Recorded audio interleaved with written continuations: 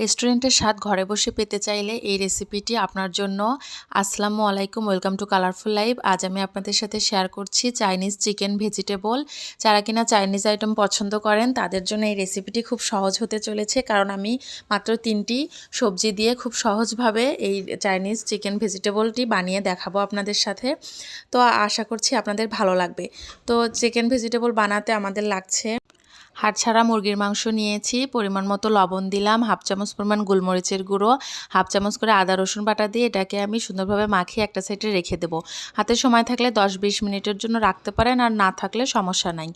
তো তারপর আমি এখানে একটি কড়াইয়ে হাফ চামচ করে আদা রসুন কুচি দিয়েছি, দিয়ে এটাকে সুন্দরভাবে একটু নেড়ে চেড়ে ভেজে নিতে হবে। হালকা একটু ভাজলে সুন্দর মতো একটি ঘ্রাণ বের হয়ে আসবে। তো হালকা একটু ভেজে নিয়ে যে ম্যারিনেট করে রেখেছিলাম মাংসগুলো, সেগুলো আমি দিয়ে দিব। দিয়ে মাংসগুলো দেওয়া হয়ে গেলে সুন্দরভাবে একটু নাড়তে হবে।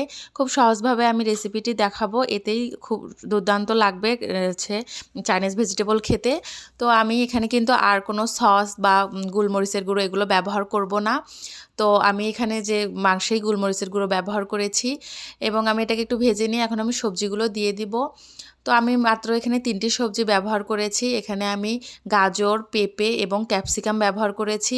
গাজর, পেঁপে এগুলো আমি পাতলা করে লম্বা করে কেটে নিয়েছি, এবং ক্যাপসিকামও লম্বা করে কেটে নিয়েছি, আর সাথে নিয়েছি পেঁয়াজের পাপড়ি।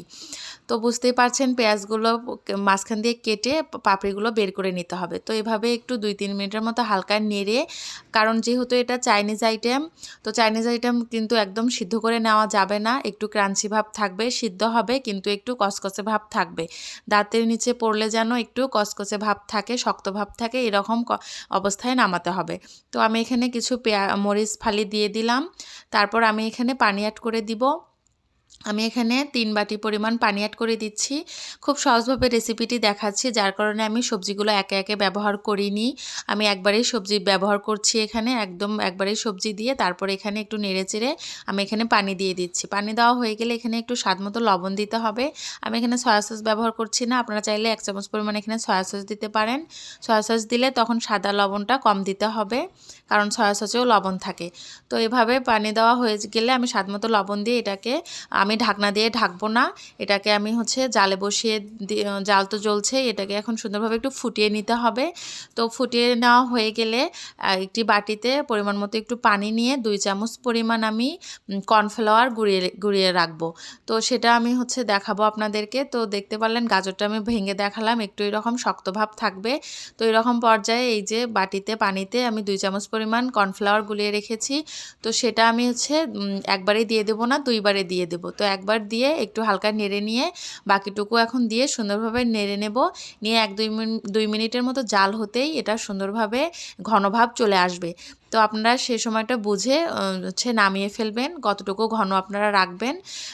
বেশি পাতলা চাইনিজ আইটেম হয় না, তো হালকা পাতলা থাকে, সেই রকম অবস্থায় আমি এটাকে নামিয়ে ফেলবো।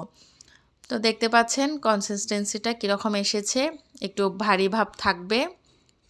তো এটাকে আমি আরেকটু হালকা জাল দিয়ে নিচ্ছি। সুন্দরভাবে নেড়ে চেড়ে আপনারা ঘনত্বটা বুঝে এটাকে নামিয়ে ফেলবেন।